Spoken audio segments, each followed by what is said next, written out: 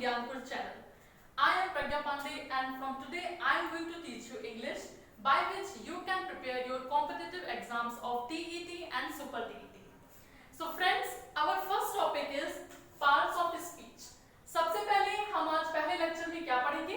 Parts of speech. तो आज के लेक्चर में हम पढ़ने जा रहे हैं कि पार्ट्स ऑफ स्पीच क्या होता है, उसका एक एग्जांपल लेंगे जिसमें हम उसके सारे टाइप्स को अच्छे से कैटेगराइज करेंगे. तो दोस्तों, सबसे पहले मैं आपको ये बता दूं कि हम धीरे धीरे करके एक एक पार्ट्स ऑफ स्पीच के काइंड्स को लेंगे और अपने आने वाले वीडियोस में उसका टाइप, एग्जांपल और प्रैक्टिस सेट सब कुछ डिस्कस करेंगे. तो चलिए चलते हैं अपने पार्ट्स ऑफ स्पीच के इंट्रोडक्शन में. तो दोस्तों, पार्ट्स ऑफ स्पीच, जैसा कि हम नाम से ही देख सकते हैं कि पार्ट्स ऑफ स्पीच हमें क्या बताने की कोशिश कर रहा है. स्पीच के क्या पार्ट्स हैं, स्पीच के कितने अंग होते हैं. तो सबसे पहले दोस्तों हमें यह जानना होगा कि स्पीच क्या होती है. स्पीच दोस्तों वो होती है जो हम रोजमर्रा की जिंदगी में अपने आसपास के लोगों से बोलते रहते हैं. तो और उस स्पीच में जितने भी शब्दों का हम प्रयोग करते हैं वही हमारे पार्ट्स ऑफ स्पीच होते हैं. ठीक है दोस्तों, तो सबसे पहले पार्ट्स ऑफ स्पीच के कितने प्रकार होते हैं. पार्ट्स ऑफ स्पीच के दोस्तों कुल 8 प्रकार होते हैं और एक एक करके हम उनको देखेंगे, उनका ब्रीफ इंट्रोडक्शन लेंगे. Number 1 noun, number 2 pronoun, third number का पार्ट्स ऑफ स्पीच है हमारा वर्ब, देन हमारा आता है adverb, number 5 parts of speech adjective, फिर हमारे पास है conjunction, right. Then next one is preposition and the last is articles. So one by one we will do the brief introduction of these 8 kinds of parts of speech. So first of all, number 1 is noun. Noun क्या होता है दोस्तों? हम बचपन से ही पढ़ते आ रहे हैं कि noun is a name of person, place, thing, quality, action and condition. अगर हिंदी में बात करें तो संज्ञा किसको कहते हैं? किसी व्यक्ति, वस्तु, स्थान अथवा भाव के नाम को हम संज्ञा कहते हैं. करेक्ट. दूसरा प्रोनाउन. प्रोनाउन क्या होता है? सर्वनाम. चलिए देख लेते हैं. नाउन का ब्रीफ इंट्रोडक्शन हो गया कि पर्सन के बारे में बात करेगा, प्लेस के बारे में बात करेगा, थिंग के बारे में बात करेगा, quality, condition and action. And second one is pronoun जो कि बात करता है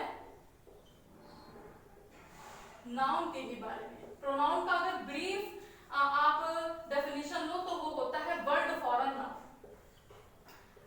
वर्ड फॉर अ नाउन मतलब जब संज्ञा के स्थान पर हम किसी शब्द का प्रयोग करते हैं उसको हम क्या कहेंगे? प्रोनाउन या फिर सर्वनाम जिसको हिंदी में कहते हैं. हमारा थर्ड नंबर का पार्ट्स ऑफ स्पीच है दोस्तों वर्ब. वर्ब से हम क्या समझते हैं? क्रिया.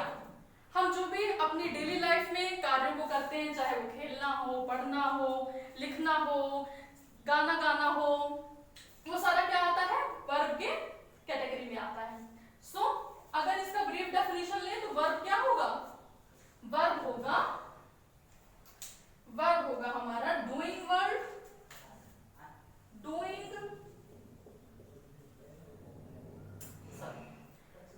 डूइंग वर्ड और एक्शन वर्ड.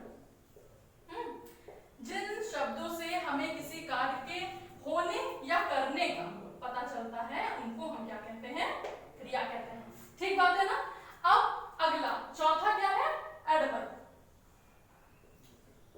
एडवर्ब दोस्तों देखिए, एडवर्ब में आपको क्या दिख रहा है? वर्ब तो पहले से ही दिख रहा है.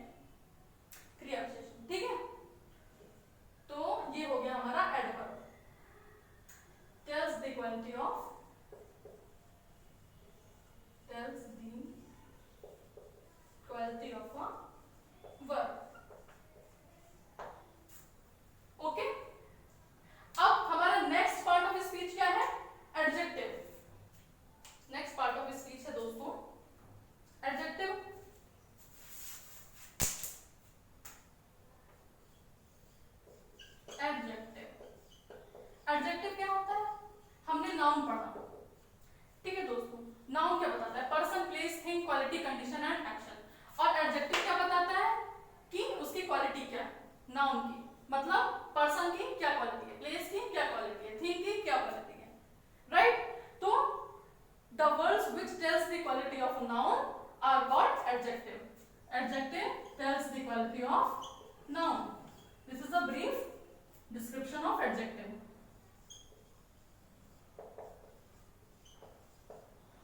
Quality of noun.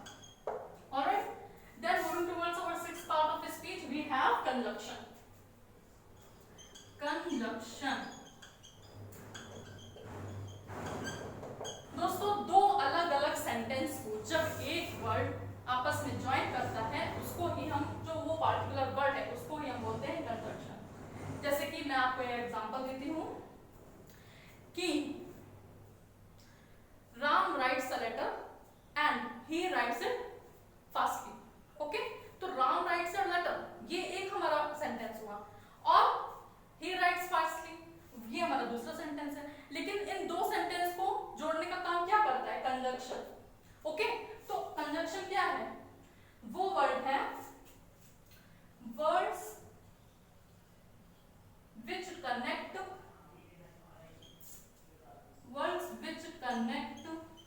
two different sentence. Okay, two different sentence. या फिर अगर आप और भी शॉर्ट में इसको समझना चाहें तो क्या हो जाएगा कि कनेक्टिंग वर्ड्स. ओके, क्या बोलेंगे, connecting words are called conjunction. So अगला क्या है हमारे पास, प्रीपोजिशन. दोस्तों प्रीपोजिशन क्या होता है, आपको प्रीपोजिशन वर्ड से ही पता चल रहा होगा कि यहाँ पे किसी की पोजीशन की बात हो रही है, हाँ, कि उसका क्या स्थान है, हाँ, तो किसके स्थान की बात हो रही है, यहाँ पे नाउन और प्रोनाउन के स्थान की बात हो रही है कि संज्ञा और सर्वनाम की पोजीशन क्या है. प्रीपोजिशन आपको पता है क्या क्या होता है, इज, एट, ऑन, राइट. जैसे अगर मैं आपको ये एग्जांपल दूं प्रीपोजिशन का कि the book is on the table, the book is on the table. So we have here book is noun, correct, table is noun. But अगर मैं पूछूं कि बुक की पोजीशन क्या है, बुक कहाँ रखी है, बुक टेबल के ऊपर रखी है, तो हमें ये कैसे पता चल रहा है कि ऊपर रखी है, ये हमें वर्ड बता रहा है कि ऑन, ऊपर रखी है. तो this word is known as preposition. Preposition is a word which tells the position of a noun और pronoun. Okay, so clear, I hope it is clear to you all. Now our next and the last part of speech, kind of part of speech is article. So moving towards the last part of speech, articles. दोस्तों आप सबको पता होगा कि articles को हम बचपन से डिटरमाइनर्स के रूप में भी पढ़ते हुए आ रहे हैं और इसको क्या, इसमें क्या हम यूज करते हैं, ए, एन और द. और हम सभी जानते हैं कि ए कॉन्सोनेंट के साथ यूज किया जाता है जनरली, एन जो है वोवेल के साथ यूज किया जाता है, द जो है वो किसी सिग्निफिकेंट कोई पार्टिकुलर चीज के साथ यूज किया जाता है, राइट. तो एन वोवेल के साथ यूज किया जाता है. वोवेल कितने होते हैं, 5 होते हैं, ए, ई, आई, ओ, यू, करेक्ट. और जो वोवेल नहीं है, टोटल नंबर ऑफ अल्फाबेट्स कितने हैं, 26. तो 26 में 5 हो गए वोवेल, कितने बचे, 21 बचे कॉन्सोनेंट. तो 21 अल्फाबेट्स के साथ हम यूज करेंगे कॉन्सोनेंट, राइट. जनरली एक्सेप्शंस हैं. आर्टिकल्स आपका बहुत ही डाउटफुल टॉपिक है जिसे हम आगे चल के बहुत अच्छे से क्लियर करेंगे और इसका प्रैक्टिस सेट भी सॉल्व करेंगे. और जो द है वो किसी सिग्निफिकेंट पर्सन, सिग्निफिकेंट जगह, किसी सिग्निफिकेंट नाम के साथ जो है यूज होता है. जैसे कि हम अगर बात करें कि द ताजमहल, राइट दोस्तों, तो ताजमहल क्या है, Taj Mahal is significant monument of our Indian heritage, correct. और या फिर हम कह सकते हैं कि ताजमहल जो है is one of the 7 wonders of the world. तो ताजमहल कोई साधारण इमारत नहीं है. ताजमहल के साथ इसलिए हम क्या लगाएंगे, द लगाएंगे. और क्या हुआ, जैसे कि कोई रेपुटेड पर्सन है लाइक प्राइम मिनिस्टर का जो डेजिग्नेशन है वो अपने आप में एक बहुत रेपुटेड चीज है. तो प्राइम मिनिस्टर के साथ हमेशा द लगाएंगे, कभी भी आ नहीं लगाएंगे कि आप prime minister. No, it will be called as the prime minister because the prime minister is the reputed personality of a nation. So prime minister के साथ क्या लगेगा दोस्तों, द लगेगा. तो इस तरीके से हमने पार्ट्स ऑफ स्पीच के सारे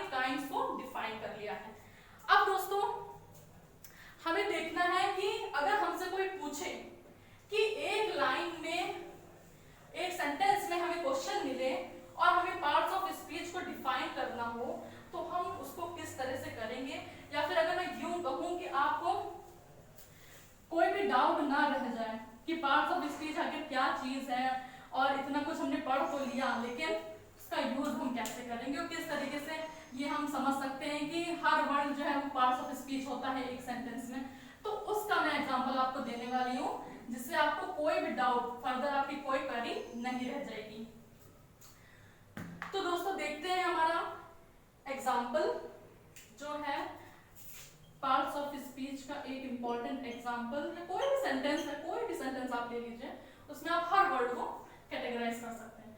तो मैंने ले लिया सेंटेंस कि द ताजमहल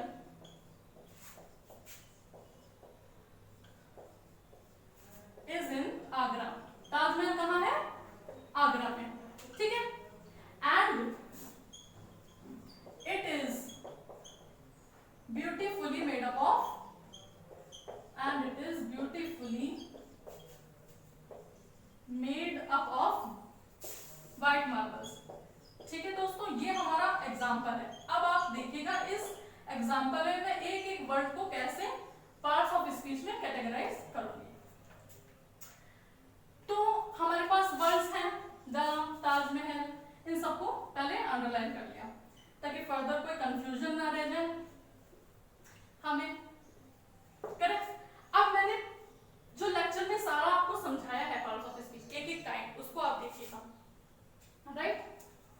द, दोस्तों द हमारी किस कैटेगरी के अंदर आता है? आर्टिकल। मैंने आपको बताया था डिटरमाइनर्स में क्या आएगा? A and the. तो द क्या हो गया? द हो गया हमारा आर्टिकल, राइट। ताजमहल, ताजमहल क्या है? ताजमहल एक मॉन्यूमेंट है, सिग्निफिकेंट मॉन्यूमेंट है जो किसके कैटेगरी में आएगा? नाउन। तो ताजमहल कौन से पार्ट्स ऑफ स्पीच का काइंड है? Noun, correct. इस क्या है? इस तो हमारा हेल्पिंग वर्ब है, ये भी पार्ट्स ऑफ स्पीच है। बोलने में जितने भी वर्ड्स का प्रयोग हो रहा है सभी जो है पार्ट्स ऑफ स्पीच है, करेक्ट। और सभी का कुछ ना कुछ नाम है। इन क्या है? ये आपके मेन पार्ट्स ऑफ स्पीच है, और ये तो ऑक्सिलरी में तो बहुत ही एक्सेप्शन है, वो आगे और भी हम देखेंगे। इन क्या है? प्रीपोजिशन। कैसे? बिकॉज ये ताजमहल की पोजीशन के बारे में हमसे बात कर रहा है कि ताजमहल कहाँ है? आगरा में, ठीक है ना। और आगरा फिर से एक सिग्निफिकेंट प्लेस, हमें पता है आगरा, आगरा एक शहर है, और तो हम उसको कैटेगराइज कर देंगे नाउन, करेक्ट। एंड दोस्तों हमने भी कंजक्शन में क्या बात कही थी कि जो वर्ड दो सेंटेंस को जोड़ते हैं, देखिए दोस्तों ये अलग अलग सेंटेंस आपको दिख रहे हैं। एक सेंटेंस हो गया हमारा the Taj Mahal is in Agra, Taj Mahal कहाँ है? आगरा में। और एक सेंटेंस हो गया it is beautifully made up of white marbles, और ये बहुत ही सुंदर तरीके से व्हाइट मार्बल से बना हुआ है। लेकिन इन दोनों सेंटेंस को कौन कनेक्ट करता है? इन दोनों सेंटेंस को कनेक्ट करता है हमारा वर्ड एंड। तो एंड क्या हुआ? एंड हुआ हमारा कंजक्शन, करेक्ट। अब नेक्स्ट वर्ड की तरफ हम चलते हैं, इट। तो दोस्तों इट यहाँ पे यूज हो रहा है ताजमहल के लिए। ताजमहल नाउन था, ताजमहल की जगह पे हमने जो वर्ड यूज किया वो है इट। तो नाउन की जगह पे जो वर्ड यूज करेंगे वो क्या होगा? वो होगा प्रोनाउन। क्या होगा? प्रोनाउन, जो हमारा सेकंड पार्ट ऑफ स्पीच है। अब इस आपको फिर से पता है कि ये क्या है? हमारा हेल्पिंग वर्ब, करेक्ट। ब्यूटीफुली। अब यहाँ पे दोस्तों ध्यान देने वाली बात है, दो वर्ड जो है हमारे पास, ब्यूटीफुली और मेड। दोस्तों हमें ये पता है कि मेड क्या है? वर्ब। मेड का क्या हिंदी होता है? बनाना, बना रहे हैं, तो एक क्रिया का पता हो, क्रिया के होने का पता चल रहा है ना। तो ये तो हो गया हमारा वर्ब, राइट, जो हमारा थर्ड नंबर का पार्ट ऑफ स्पीच है। अब मैंने आपसे क्या बताया था कि वर्ब का जो क्वालिटी बताता है कि बन तो रहा है ताजमहल, लेकिन किस तरीके से? बहुत ही सुंदर तरीके से बन रहा है। तो ये क्या हुआ? एडवर्ब हो गया। एडवर्ब हो गया, मतलब कि क्रिया विशेषण हो गया। अब नेक्स्ट चलेंगे, अब ये भी पोजीशन की बात कर रहा है, तो ये हो गया प्रीपोजिशन ऑफ, ये भी आपका हो गया प्रीपोजिशन। फिर से दोस्तों यहां पे आप ध्यान दीजिए, व्हाइट मार्बल्स। मार्बल क्या है? नाउन है, कोई पदार्थ है मार्बल ना, एक विशेष प्रकार का पत्थर है। तो ये तो हमारा नाउन हुआ, मार्बल नाउन है, लेकिन कैसा है? उसकी विशेषता क्या है? व्हाइट है। कलर कैसा है उसका? व्हाइट। तो ऐसे वर्ड कौन से होते हैं जो नाउन की विशेषता बताते हैं? तो कौन से होते हैं ऐसे वर्ड? एडजेक्टिव। तो ये हमारा कौन सा पार्ट ऑफ स्पीच हुआ? एडजेक्टिव्स। अब अगर दोस्तों आप इसको देखें एग्जांपल को, आपको सारे पार्ट्स ऑफ स्पीच इसमें मिल जाएंगे, चाहे वो आपका नाउन हो, चाहे आपका प्रोनाउन हो, वर्ब हो, एडवर्ब हो, ये देखिए एडजेक्टिव हो, कंजंक्शन हो, प्रीपोजिशन हो और आर्टिकल हो, सारे आप इसी तरीके से आप किसी भी सेंटेंस में पार्ट्स ऑफ स्पीच को अच्छे से डिफाइन कर सकते हैं। तो दोस्तों इस वीडियो में मैंने आपको पार्ट्स ऑफ स्पीच क्या होता है, उसके कितने काइंड्स हैं, उसका ब्रीफ इंट्रोडक्शन और एक एग्जांपल जिसमें आप अच्छे से कैटेगराइज कर पाओ आगे किसी भी सेंटेंस के लिए, वो बताया है। आगे के वीडियोस में दोस्तों हम इसका एलैबोरेशन में देखेंगे कि नाउन का क्या कैटेगरी है। फर्स्ट पार्ट देखेंगे इसका नाउन क्या होता है, इसको कैसे इसके कितने टाइप्स हैं, इसका प्रैक्टिस सेट भी सॉल्व करेंगे और इसको अच्छे से देखेंगे क्या काउंटेबल नाउन है, क्या अनकाउंटेबल नाउन है। आप प्लीज इसी तरीके से हमारी वीडियो देखते रहिए, प्लीज लाइक करें, सब्सक्राइब करें और प्लीज नेक्स्ट वीडियो में